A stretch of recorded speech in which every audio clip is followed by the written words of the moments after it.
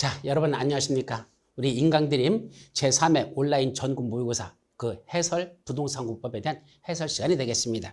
자, 먼저 문제는 본고사 유형과 비슷하게 만들었는데 문제 난이도는 본고사보다는 조금 낮습니다. 조금 더 낮게 만들었다. 왜냐하면 아직 여러분들이 10월 달까지 가지 못했잖아요. 지금 몇 월이야? 지금 6월 달밖에 안 됐습니다. 따라서 아직은 여러분들의 실력이 여기까지 올라간 게 아니니까 현재 실력에 맞춰서 문제를 내려고 노력했으니까 자, 지금 수준에서는 이 정도는 좀 풀었으면 좋겠다는 문제들이니까 반드시 현 보고 나서 왜 뭐가 틀렸는지 틀린 것들을 다시 한번 정리하는 그런 시간을 꼭 갖기 바랍니다.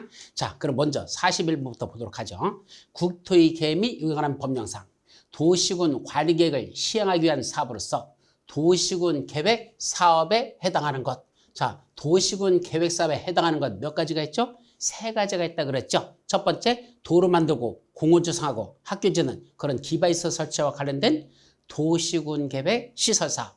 두 번째, 도시개발법에 따른 도시개발 사업. 세 번째, 도시 및 주거환경 정비법에 따른 정비사업. 이 세 가지를 합쳐서 무슨 사업이라 한다? 도시군 계획 사업이라 한다. 따라서 기역, 니은, 디귿 다 이건 도시군 사업에 해당하죠. 모두 고른 거라. 모두 고르라면 정답은 5번. 기역, 니은, 디귿 이게 되겠습니다.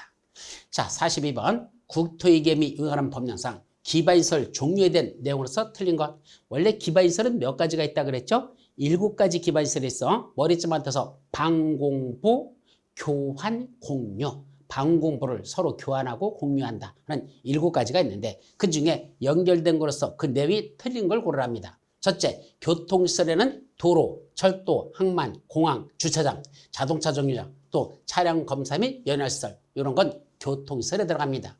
두 번째, 공간시설, 하수도, 폐기물 처리 및 재활시설, 빗물 저장 및 이용시설, 수질오염 방지시설, 폐차장. 강의할 때 이거 어디서 많이 들었었죠? 뭐죠? 합폐, 수폐, 빗. 이거 하, 폐, 그 다음에 요 순서 바꿔서 수, 그 다음에 폐, 마지막 빗. 이렇게 해서 합폐, 수폐, 빗. 뭐죠? 하도 폐되고 수시로 폐돼서 피가 빗물이 돼서 흐르는 거. 무슨 시설을 한다 그랬죠? 환경 기초시설이라 그랬어요. 그래서 이건 공간시설이라 이건 환경 기초시설. 그래서 틀린 건 2번이 정답이 되겠습니다. 3번 방제시설이란 하천, 유수지, 저수지, 방화설비, 방풍설비, 방수설비 또는 사방설비, 방주설비 등등 이런 걸 다 재해를 예방하는 방제시설을 한다.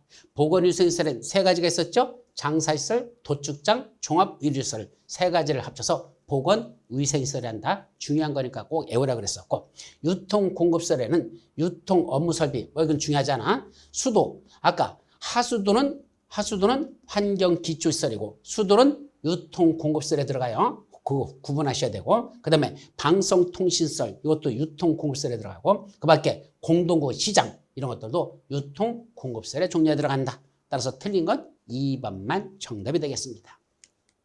43번 국토의 계획 및 이용하는 법령상 광역도시계획에 대한 설명으로서 틀린 것. 광역도시계획. 자, 1번 광역도시계획을 공동으로 수립하는 시도지사는 자, 이 말은 광역계획권을 국토교통부장이 지정해줬고 그 안에서 광역도시계획을 시도사들이 협의해서 공동으로 수립하는데 그때 그 시도사 그자들은 그 내용에 관하여 서로 협의가 되지 아니하면 공동이나 단독으로 최고대방 국장한테 그 조정을 신청할 수 있다 없다? 신청할 수 있다. 맞는 문장이죠? 두 번째, 광역계획권이 둘 이상의 시도의 관할구역에 걸쳐 있는 경우에는 광역계획권은 누가 정한다? 최고대방 국토교통부장이 광역을 정한다. 이것도 맞죠? 세 번째, 광역도시계획은 경관계획에 관한 사항이 포함된다. 자, 여기서 무슨 계획에는 이러이러한 내용이 포함된다. 그거 다 일일이 다 못 외운다 그랬어요. 시험 문제 어떻게 풀으라 그랬죠? 이러이러한 계획에는 이러이러한 내용이 포함된다. 뭔지 모르지만 일단 맞을 것이다 라고 풀으라 그랬어요. 확률 80%가 넘습니다. 따라서 광역도시계획은 경관계획에 관한 사항이 포함된다. 뭔지 모르지만 이런 게 포함된다. 맞을 확률 80%. 포함되지 않는다. 틀릴 확률 80%입니다. 그러니까 이렇게 나오는 건 맞는 문장으로 푸시기 바랍니다. 최근 3년 동안에 다 이건 80%나 100%였어. 최근 3년 내에는 이렇게 나오는 건 다 맞는 문장으로 100% 났으니까 그렇게 푸시면 됩니다. 네 번째, 광역도시계획 수립 기준 대통령으로 정하는 바에 따라 누가 정한다? 기준 국토교통이 정한다 했으니까 시도사가 협의해서 정한다? 틀렸죠. 국토교통이 정한다 라고 했어야 됩니다. 따라서 4번이 틀린 정답. 5번 국가계획과 관련된 광역도시계획 수립이 필요한 경우 국토교통청이 광역도시계획을 수립해야 된다. 국가계획과 관련된 광역도시계획이 수립이 필요하다면 그때는 누가 한다고? 국장이 직접 광역도시를 수립하여야 한다 했으니까 이것도 맞는 문장이죠. 그래서 틀린 건 4번만 정답이 되겠습니다. 자, 44번 국토의 계획이 운영하는 법령상 도시군 관리계획 위반의 제한에 관한 사용으로서 틀린 거. 도시군 관리계획 위반의 제한은 항상 시험 문제 0순위 중에도 0순위. 항상 정확하게 숙지하셔야 됩니다. 자, 첫 번째 주민하고 이해관계자 포함 이자들은 뭐를 도시군 관리계획 위반을 제한할 수 있다. 예, 주민하고 이해관계자가 제한할 수 있으니까 맞는 문장. 두 번째 그 제한서에는 도시군 관리 계획 도서와 계획 설명서를 첨부하여야 한다. 이것도 맞는 문장이죠. 세 번째, 도시군 관리계획 위반의 제한을 받은 국토교통장관, 시도사, 시장, 군수 이자들이 위반권자들인데 이자들은 그 제한일로부터 원칙 45일 이내에 그 도시군 관리계획 위반의 반영 여부를 제한자들에게 알려야 한다. 다만 부득이한 사정이 있으면 그때는 이례하나요? 며칠을 30일을 연장할 수 있다. 그래서 원칙 45일, 연장 30일 이렇게 기억하죠. 그래서 3번이 틀린 내용이 되겠습니다. 그래서 3번이 정답이고 4번 도시군 관리계획 위반의 제한을 받은 자는 3번이 틀렸어요. 4번 위반 제한 받은 자가 누구죠? 위반권자들은 그 제한자와 협의하여 제한된 도시군 관리계획 위반 및 결정에 필요한 비용의 전부 또는 일부를 제한자에게 부담시킬 수 있습니다. 맞는 문장이고 또 입지규제 최소구역의 지정 및 변경과 입지규제 최소구역 계획의 수립 및 변경에 관한 사항에 대해서도 위반을 제한할 수 있다. 원래 위반을 제한할 수 있는 건 몇 가지가 있었죠? 크게 5가지가 있다 그랬어요. 어떻게 하고 그랬죠? 기지산에 가서 대입 시험 공부를 한다 그랬었죠. 기지산 대입 기반시설 설치 준비 개량에 관한 사항 또 지구단위 계획구역의 지정 변경 지구단위 수립 변경에 관한 사항 산업 유통 개발 진입지구 지정 변경에 관한 내용 또 지구단위 계획으로 대체한다 그랬죠. 용도지구에서 용도지구를 지정하는데 그 용도지구에서의 건축 제한을 지구단위로 대체하기 위한 그런 지구단위 용도지구의 지정 변경도 위반을 제한할 수 있었죠. 또 입지규제 최소구역의 지정 변경, 입지규제 최소구역 계획의 수립 변경에 관한 사항은 위반을 제한할 수 있다. 그래서 기지산에서 대입 시험 공부한다. 이것들은 위반을 제한할 수 있습니다. 그래서 틀린 건 3번만 틀렸고 나머지는 다 맞는 문장이 되겠습니다. 자, 45번 국토의 계획 및 용역에 관한 법령상 용적률의 최단도가 이때 조심하세요. 보통은 높은 지역부터 낮은 지역으로 다 순서대로 나열한 거 이렇게 많이 내요. 근데 여기는 뭐라 됐어?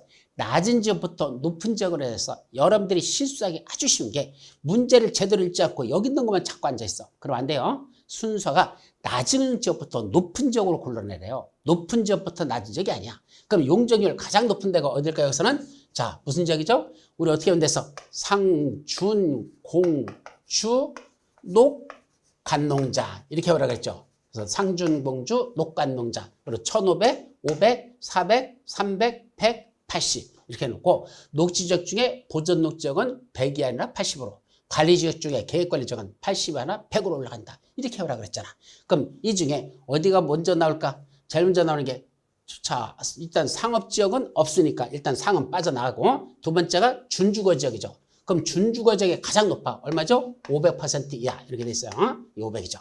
그 다음에 공업지역, 준공업지역의 그 다음이죠. 얼마? 400% 이하. 준공업지역은 400% 이하입니다. 그 다음에 일반공업지역은 준공업지역 바로 밑에 있으니까 350% 이렇게 돼 있죠. 그 다음에 3종 일반 주거지역. 바로 이 주거지역, 이 3종이죠. 그러니까 이건 얼마? 300%가 되겠습니다. 따라서 500, 400, 350, 300이니까 높은 것부터 따지면 기역, 니은, 디귿, 리을이지만 낮은 것부터 따지면 리을, 디귿, 니은, 기역. 그래서 리을, 디귿, 니은, 기역 정답은 1번이 되겠습니다. 이런 문제 아주 다 풀어놓고선 문제 잘못 읽어서 틀리는 경우가 있으니까 이런 문제 조심해 주시기 바랍니다. 자, 46번 국토의 계획 및 용역에 관한 법령상 다음 괄호 안에 들어갈 알맞은 것을 고르시오. 자, 괄호 속에 들어갈 내용. 자, 건축물의 건축 제한, 용도 지역에서의 건폐율, 용적률에 관한 규정을 적용할 때 용도 지역이 지정되지 아니한 지역에서는 아직 용도지역의 지정이 없는 지역을 뭐라 부른다? 미정지역이라고 부르고, 미정지역에서는 어떤 그런 해위제한을 적용한다 그랬죠? 바로 자연환경 보전지역에서의 해위제한을 적용합니다. 따라서 자연환경 보전지역, 자연환경 보전지역 이것만 현재는 맞는 문장이야. 2번에는 4번이죠. 그럼 이제 두 번째, 건축물의 건축제한, 용도지역에서의 건폐율, 용도지역에 관한 규정을 적용할 때 해당 용도지역이 미세분된 도시적인 경우, 아직 도시적이 세분화되지 않았다면 무슨 지역이죠? 바로 보전 녹지지역에 관한 규정을 한다. 그때는 자연 녹지지역이 아니라 이거 보전 녹지지역에 관한 걸 적용하고, 또 미세분된 관리지역에서는 뭘 정해줘? 바로 가장 해위제한이 심한 보전 관리지역에 관한 규정을 적용한다. 그것도 보전 관리지역이죠. 그래서 정답은 4번만 맞는 문제가 되겠습니다. 4번. 또 47번. 국토의 계획 및 유형하는 법령상 복합 용도지구로 지정할 수 있는 용도지구에서 옳은 것. 자, 복합 용도지구로 지정할 수 있는 건 몇 군데죠? 딱 3군데 용도지역 위에만 복합 용도지구로 지정할 수 있습니다. 그 3군데가 뭐죠? 일반 주거지역, 일반 공업지역, 계획관리지역. 이 3군데 했었죠. 그래서 일주, 일공, 계획 이렇게 오라 그래서 일주일에 한 번 공부하는 계획. 일주일에 한 번 공부하는 계획을 수립하면 시험에 똑 떨어진다 그랬죠. 매일 공부해도 시험차를 파네. 일주일에 한 번 공부하고 지가 무슨 천재야? 떨어지지. 그러니까 일주일에 한 번 공부하는 계획. 일주, 일공, 계획은 어디서만 수립에서는 뭐만 한다? 거기가 복합 용도지구로 지정할 수 있는 지역들입니다. 일주, 일공, 계획 위에 복합 용도지구로 지정할 수 있습니다. 따라서 일주, 일공, 계획 그랬으니까 어디 있어? 일주, 일반 주거죠. 또 어디 있어? 일주, 그 다음에 일공, 그 다음에 계획관리죠. 요거네 일주, 일공, 계획은 정답 5번이 되겠습니다. 48번. 국토의 계획 및 유형에 관한 법령상 용도지구에서의 건축제한에 대한 설명으로서 틀린 것. 자, 건축제한, 용도지구에서의 건축제한입니다. 첫째, 경관지구 안에서는 그 지구의 경관의 보전, 관리, 형성에 장애가 된다고 인정하여 뭐가 정하는? 도시군 계획 조례가 정하는 것처럼은 건축할 수 없다. 이게 원칙이죠. 그래서 용도지구마다 어떤 건축물을 함부로 건축하지 말라? 조례가 정하는 건축물은 건축할 수 없다가 원칙입니다. 근데 두 번째, 고도지구에서도 그럴까? 아니요. 고도지구에서는 뭐가 정하는? 도시군 계획 조례가 아니라 뭐로 정한다 그랬죠? 높이를 도시군 관리 계획으로 정하는 높이를 뭐 하는 거? 미달이하나 초과하는 건축물을 건축할 수 없다. 그랬었죠. 최고 높이를 제한한다. 초과하는 건축물을 건축할 수 없습니다. 그래서 도시군 관리계획으로 정하는 높이를 초과하는 건축물을 건축할 수 없죠. 그래서 틀린 것 2번이 정답. 3번. 방제지구 안에서는 용도지역 안에서의 건축 제한 중 층수 제한이 있어서만 재해를 예방하는 방제지구에서의 층수 제한은 1층 전부를 뭐로 만들었다? 필로티 구조를 했다면 그 부분은 층수에 포함시킨다? 제외시켜준다? 제외시켜줍니다. 또 집단 취락지구는 어디다 정한다 그랬죠? 개발 제한 구역 안에 지정되는 취락지구를 집단 취락지구. 그 안에서의 건축 제한에 관해서는 무슨 법? 개발 제한 구역의 지정 및 관리에 관한 특별조치법과 그 시행령 합쳐서 특별조치법령이 정하는 바에 의한다. 그래서 이것도 맞는 문장. 또 5번. 어디에? 일반 공업지역에 아까 뭘 지정할 수 있죠? 복합 용도지구 지정할 수 있어. 그럼 일반 공업지역 위에 복합 용도지가 지정되면 거기서는 무슨 건축물을 허용한다? 추가적으로 준공업지역에서 허용되는 건축물을 추가적으로 더 건축할 수 있지만 뭐는 안 된다 그랬죠? 4가지는 안 돼요. 그 4가지가 뭐죠? 단란한 아파트에서는 노유자에게 안마하는 거. 단란한 아파트, 노유자, 안마. 그러면 자, 단란이 어디 있어요? 여기 단란 주점, 단란한 아파트에서는 노유자에게는 뭔다? 안마해드린다 그랬죠. 그래서 단란한 아파트에서는 노유자에게 안마여란 이 4가지 시설은 안 된다, 제한다 그랬을까? 이것도 맞는 문장. 그래서 틀린 건 2번만 정답이 되겠습니다. 49번. 도시군 계획 시설 사업의 시행과 관련된 내용으로서 옳은 것. 자, 도로 만들고 공원 조성하고 학교 같은 걸 짓기 위해서 무슨 계획이 결정되고? 도시군 관리가 결정됩니다. 그러면 기반시설 중에 도시군 관리로 결정된 걸 무슨 시설? 도시군 계획 시설이라고.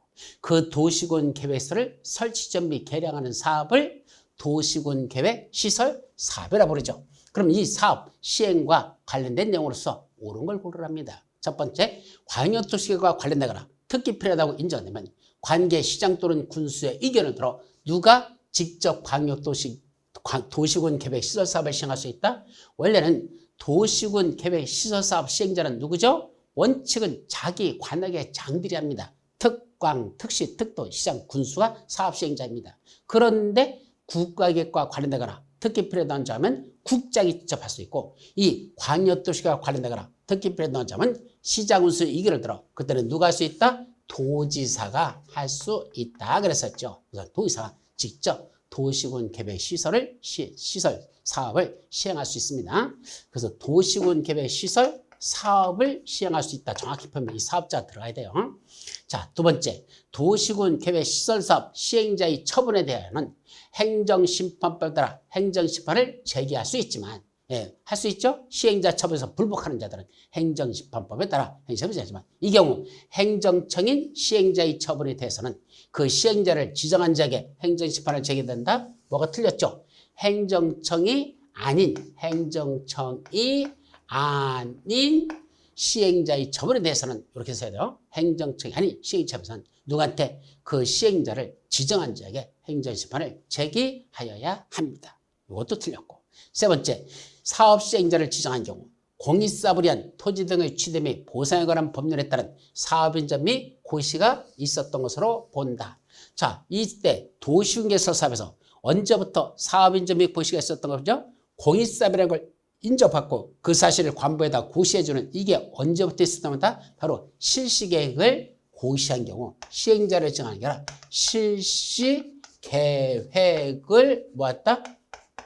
고시한 경우에는 그때부터 사업인재 및 고시가 있었던 것으로 본다라고 됐습니다. 이것도 틀렸고. 4번, 국토교통을 장하는 도시군 계획시설 사업의 시행으로 현저히 이익을 받는 시도나 시 또는 군의 비용을 부담시키기 전에 누구랑 협의하라 그랬죠? 그때는 지방자치단체 예산을 관리하고 있는 행정안전부 장관과 협의를 했죠. 행정안전부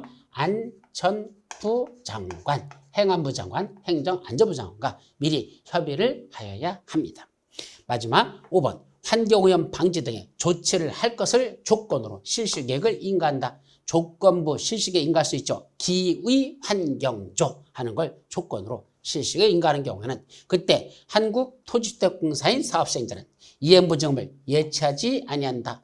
원래는 그 시행자에게 이행부증을 예치하게 할 수 있는데 누구는 예치하지 않는다겠죠? 끝발 있는 자들, 국가라든지 지방자치라든지 공공기관이라든지 또 지방공사라든지 이런 자들은 예치한다 안 한다? 안 해도 된다 그랬죠. 이때 공공기관에 누가 들어간다? 한국토지주택공사, 바로 공공기관에 들어가요. 그럼 한국토지주택공사의 공공기관 사업시행자들은 이행부증을 예치하지 아니한다. 예, 맞습니다. 그러니까 이것도 정답이 되겠죠. 그래서 옳은 걸 골라라. 5번이 정답. 자, 50번. 국토의 계획 및 이용에 관한 법령상 도시군 계획 시설 부지의 매수 청구에 관한 설명서 틀린 거. 자, 내 토지 사주세요. 매수 청구죠. 단 토지는 지목이 대이며 조례는 고려하지 않는다 그랬습니다. 따라서 일단 지목은 대래. 그럼 매수 의무, 이건 매수 청구 대상이 되는 거죠. 이때 매수 의무자가 매수하기로 결정한 토지는 그 매수 결정을 토지 소유자와 관악의 장들에게 알린 날로부터 몇 년 내? 그때는 5년 이내에 매수해야 됩니까? 아니야. 그렇게 길지 않아. 2년 이내에 매수해야 된다. 그럼 매수 결정을 알린 날로부터 2년 이내에 매수해야 됩니다. 두 번째, 지방자치단체가 매수 의무자인 경우 토지 소유자가 원하는 경우에는 무슨 채권을? 도시군 계획시설 채권을 발행하여 매수대금을 지급할 수가 있습니다. 이거 맞죠? 세 번째, 도시군 계획시설 채권의 상환기간은 10년 이내에서 10년을 할지 8년을 할지 5년을 할 때는 그 특광 특시도시군의 조례로 정한다. 그러니까 이건 조례 정하는 건 맞습니다. 10년 이내에서 조례를 정하죠. 또 4번, 매수 청구를 한 토지 소유자는 매수 의무자가 매수하지 아니하기로 결정한 경우에는 그 개발행의 허가를 받아서 몇 가지를 할 수 있다? 4가지를 할 수 있습니다. 뭐만 쓰였죠? 자, 첫째는 3층 이하의 단독주택을 줄 수 있고 3층에 제1종 근린생활시설을 지을 수 있고 제3층에 제2종 근린생활시설을 지을 수 있고 마지막으로 공작물을 허가받고 설치할 수 있습니다. 따라서 이때 공작물을 허가받아서 설치할 수 있다? 이것도 맞는 문장이죠. 이때 3단 120 이렇게요. 3단 120을 허가박스 쳤는데 이종 근생 중에 안 되는 게 있었죠. 어떤 건 허가 내주지 않는다 그랬죠? 바로 노래 안 단다. 노래 안 단다. 요거는 허가 대상에서 제외한다 그랬습니다. 노래 연습장, 단란주점, 안마술소, 다중생활시설은 설령 이종 근생이라 하더라도 이건 허가돼 주지 않는다. 이것도 외우셔야 되죠. 5번 해당 도시군 계획설 사업의 시행자가 정해진 경우에는 사업시행자가 정해졌어. 그때는 누구한테? 그 시행자에게 토지의 매수를 청구할 수 있다. 자, 다시 말하면 원래 매수 의무자는 누구죠? 관악의 장이야. 자기가 원칙적인 사업시행자니까 특광, 특시, 특도, 시장운수가 매수 의무자야. 다만 다른 시행자가 정해져 있다면 그 시행자가 바로 매수 의무자가 되고 설치 또는 관리할 의무자들이 따로 있다면 설치 의무자, 관리 의무자도 매수 의무자가 될 수 있는데 서로 다르면 설치 의무자가 매수 의무자가 된다라는 게 있어서 이것도 맞는 문장이 되겠습니다. 그래서 틀린 건 1번만 정답이 되겠습니다. 자, 51번 국토의 개미 유형을 법령상 지구단위계 내용 중에 괄호안에 알맞은 것. 자, 지구단위계 있는 내용들 중에서 일부 완화시켜 주는 게 있었죠. 그 중에 어디에서 도시적 내 지구단위계 구역의 지정이 한옥마을의 보존을 목적으로 하는 경우는 그때는 어떻게 할까? 지구단위계로 주차장법 제19조 제3항에 의한 주차장 설치 기준을 몇 %까지 완화해서 정할 수 있죠? 한옥마을을 보존할 목적을 한 적은 주차장이 필요 없습니다. 따라서 주차장 설치 기준을 몇 %까지 완화할 수 있다? 100%까지 완화하여 적용할 수 있습니다. 그래서 정답은 5번이 되겠습니다. 자, 마지막 52번 국토법의 마지막 문제. 국토의 개미 유형하는 법령상 기반시설 부담 구역으로 지정하여야 하는 대상 지역으로서 틀린 것. 자, 다음 같은 지역은 기반시설 부담구로 지정하여야 한다. 몇 군데가 있죠? 4군데가 있어요. 그중에 첫 번째, 이 법 또는 다른 법령의 제정 또는 개정으로 인하여 행위제한이 완화되거나 해제되는 지역은 기반시설 부담구로 지정하여야 합니다. 두 번째는 이 법 또는 다른 법령에 따라 지정된 용도지역 등이 중간에 변경되거나 해제되어 역시 행위제한이 완화되는 지역도 지정해야 됩니다.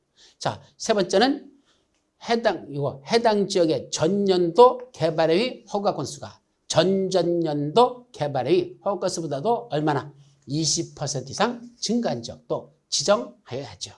또 5번 해당 지역의 전년도 인구 증가율이 그 지역에 속하는 특광, 특시특도 시군의 관할구역의 인구 증가율보다도 얼마나 20% 이상 높은 지역도 지정하여야 한다라고 돼 있었죠. 그럼 틀린 게 뭐죠? 안 한 거 4번이네. 해당 지역의 도료율이 국토교통부령이 정하는 용도지역별 도료율의 20% 이상 미달한다. 도료율이 20% 이상 미달된다. 도입이라고 했었죠. 이거는 어디서 나오는 거죠? 이거는 기반시설 부담구역에 관한 게 아니라 이거는 어디다? 개발 밀도 관리 구역을 지정하는 지정 기준에 들어있죠. 그래서 도임이 이수초, 이하초, 이학이초 그거는 개발밀도 관리구역 지정 기준에서 나오는 내용입니다. 따라서 기반시설 부담구역을 묻는 건지 개발밀도 관리구역을 묻는 건지 서로 혼동하지 않도록 조심해서 기억해 주시기 바랍니다. 아셨죠? 그래서 틀린 건 바로 4번만 대상지역으로서 틀린 것으로서 이게 정답이죠. 자, 여기까지가 국토의 개미 유형하는 법률. 이제 두 번째 무슨 법? 도시개발법 6문제로 들어갑니다. 첫 번째 53번 도시개발법령상 도시개발구역 지정구 시의 효과와 관련된 내용으로서 괄호 안에 순서로 들어갈 알맞은 내용은 그랬죠. 자, 도시개발구역이 지정구시된 경우에는 어떤 요건을 하죠? 해당 도시개발구역은 뭐와 뭐로 결정되어 고시된 거라고 본다. 뭐라고 보죠? 그 지역은 인구와 산업의 밀집이 예상되니까 무슨 지역? 도시지역과 체계적인 개발관리가 필요하니까 지구단위계획구역 두 가지야. 도시개발구역은 지구단위 도시지역과 지구단위 계획으로 결정되어 고시된 거라고 본다. 다만 도시적 외지역에 지정된 지구단위 계획구역하고 또 하나 취락지구로 지정된 지역에서는 그 취락지구를 도시개발으로 지정하면 그 지역은 그러하지 아니하다 도시적과 지구단위 계획으로 결정되고 보지 않습니다. 어디만 도시적 외지역에 지정된 지구단위 계획과 취락지구는 그런 데는 도시적과 도시역에 지정되는 지구단위 계획 그런 거로 보지 아니합니다. 따라서 도시적 취락지구 찾으라는 얘기죠. 그래서 도시적 취락지구 정답 1번이 되겠습니다. 54번 도시개발법령상 도시개발조합의 설립과 관련된 내용으로서 틀린 거. 도시개발조합. 첫째, 조합을 설립하려면 도시개발구역의 토지 소유자 7명 이상이 대통령이라는 사항을 포함한 정관을 작성해서 누구한테 지정권자에게 조합 설립의 인가를 받아야 합니다. 두 번째, 인가받은 사항을 변경하려면 역시 지정권자로부터 변경 인가를 받아야 하지만 어떤 사항들 주된 사무소 소재지를 변경하는 것 또는 공구 방법을 변경하는 이런 경미한 변경은 뭔다? 그때는 변경 인가받는 게 아니라 뭐만 한다? 간단한 걸까? 신고만 하고선 변경할 수 있습니다. 그건 경미한 변경은 변경 신고. 세 번째, 토지 소유자는 일단 조합 설립 인가에 관한 동의를 하면 그 동의를 처리할 수 없다? 자, 조합 설립에 대한 동의요건은 뭐죠? 토지 면적 3분의 2 이상의 토지 소유의 동의와 토지자 총수 2분의 1 이상의 동의를 받아야 일단 조합이 설립됩니다. 그때 이렇게 조합 설립에 동의한 사람, 면삼총이 동의한 사람이 중간에 뭐 할 수 있다? 아닌 것 같으면 동의를 처리할 수 있습니다. 언제까지? 조합 설립 인가 신청 전까지만. 조합 설립 인가 신청 전까지는 그 동의를 처리할 수가 있다. 이렇게 되는데 없다 했으니까 이게 틀린 정답이죠. 4번 조합 설립의 인가를 신청하려면 해당 도시개발구의 토지 면적 얼마? 3분의 2 이상에 해당하는 토지 소유자와 그 구역의 토지사 총수 2분의 1 이상의 동의를 받아야 된다. 맞죠? 근데 5번 도시개발구역의 토지 면적을 산정하는 경우에는 국군지를 포함해서 산정한다, 제외하고 상한다. 이거는 보통은 뭐죠? 그 국군지를 제외하고 산정하는 게 일반적이야. 근데 조합 도시개발조합 설립과 관련돼서는 국군지를 포함해서 산정한다는 이 말을 아주 조심해서 기억해야 됩니다. 그래서 이것만 맞고 웬만한 것들은 국군지를 제외한다. 막 일반적인데 요거는 국군지를 포함해서 산정한다는 말을 특히 유념해 주시기 바랍니다. 따라서 틀린 건 3번만 정답이고 5번은 맞는 문장이라는 걸 조심하시기 바랍니다. 55번 도시개발법령상 총회에서만 의결할 수 있고 대의원에서는 대행할 수 없는 내용으로서 잘못된 것. 그러니까 다시 말하면 총회의 전결사항이라죠. 총회의 전결이 뭐죠? 전적으로 결정하는 거. 총회에서만 결정이 되지 다른 데서는 의결해서는 안 되는 것. 대의원에서는 의결할 수 없는 것. 반드시 총회에서만 의결하라. 뭐뭐 있죠? 첫째, 정관을 개발한 임원은 환지를 합병할 권한이 있다. 정관을 개발한 임원은 환지를 합병할 권한이 있다. 이렇게 써놓고 첫째, 정관의 변경. 이건 반드시 총회에서 합니다. 그 다음에 실시계획 수립 변경이 아니고 개발계획 수립 변경. 개발계획 수립 변경은 반드시 총회에서 한다. 또 임원을 선임하는 것도 총회에서만 해야 됩니다. 또 환지계획을 작성하는 것, 경미한 변경 빼고 그럼 환지계획을 작성하는 건 반드시 총회에서 해야 된다. 또 조합이 합병하거나 중간에 해산할 때 이때도 중요합니다. 다만 해산과 관련돼서는 청산금 징수기부를 완료한 후에 조합을 해산하는 경우는 총회를 열지 않습니다. 그렇기 때문에 이때 이 해산은 무슨 해산이다? 정상적으로 사업이 끝나고 청산금 다 교부하고 끝나는 정상적인 해산이 아니고 중도 해산. 청산금 교부와 관계없이 중간에 해산할 때 그때만은 해산할 때는 총회의 의결을 거쳐서 해산해야 된다라는 거. 합병 및 해산 중에 해산은 중도 해산만 말한다. 다 사업 끝나고 해산하는 건 총회 의결사항이 아니다라는 걸 조심합니다. 그래서 잘못된 건 실시계획 수립 변경이죠. 개발계획의 수립 변경이라고 했어야 됩니다. 자, 56번 도시개발법령상 토지상한 채권에 대한 설명서 틀린 것. 자, 토지상 채권은 수용 방식으로 할 때 보상비를 주는데 현금으로 보상비를 주는 게 아니라 나중에 조성되는 토지건축물을 주겠다는 그런 채권을 발행하는 걸 토지상한 채권을 한다. 자, 1번 시행자는 토지 소유자가 원하면 강제 발행 안 돼요. 원할 때만 토지상 채권을 발행할 수 있고 원하면 토지 등의 매수자금의 일부를 지급하기 위해요. 사업 시행으로 조성된 토지 건축물을 상환하는 토지상 채권을 발행할 수 있다. 예, 시행자가 발행할 수 있죠. 두 번째, 토지상 채권의 발행 규모는 그 토지상 채권으로 상환할 토지 건축물이 해당 도시개발 사업으로 조성되는 분양토지 또는 분양건축물의 면적의 얼마? 2분의 1을 초과하지 아니하도록 해야 된다. 예, 2분의 1까지만 발행할 수 있죠. 세 번째는 분양 대상 토지 건축물의 2분의 1까지 이렇게 하면 돼요. 세 번째, 민간 시행자들 일정 비율 초과 공동 출자 비율은 또 포함해서 민간 시행자는 은행, 보험회사 및 건설산업기본법에 따른 공제자로부터 지급보증을 받은 경우에만 민간시행자는 채권을 발행할 수가 있습니다. 이것도 맞죠? 4번 시행자, 지정권자가 시행자인 경우만 빼고 지정권자가 지가 시행자라면 빼고 아닌 지정권자 아닌 시행자들은 토지산 채권을 발행하려면 뭘 작성해야 돼? 토지산 채권 발행계획을 작성해서 누구한테? 지정권자에게 승인을 받아야 돼요. 시도사가 아니고 그때 미리 지정권자의 승인을 받아야 되죠. 그래서 이게 틀린 정답이고 5번 토지산 채권은 기명식 증권으로 발행하지만 중요한 거 그럼에도 불구하고 타인에게 뭐 할 수 있다? 이전 양도가 가능하더라. 기명식 증권인데도 이전 양도가 가능하다는 이것도 아주 중요한 내용이죠. 그래서 틀린 건 4번만. 이건 시도사가 아니라 이건 지정권자의 승인을 받아야 된다. 이건 지정권자에 대해 그래서 국장에도 틀려요. 지정권자의 승인을 받아야 된다. 라고 했어야 됩니다. 자, 이제 57번 도시개발법령상 환지 방식에 관한 내용이다. 관련에 들어갈 내용을 옳게 연결한 것. 자, 환지 방식에서는 첫째, 환지 전 토지에 대한 권리를 도시개발 사업으로 조성되는 토지로 다 이전하는 거. 토지에 있던 권리를 토지로 이전하는 걸 뭐란다? 평면 환지라고 합니다. 이건 평면 환지, 평면 환지, 평면 환지야.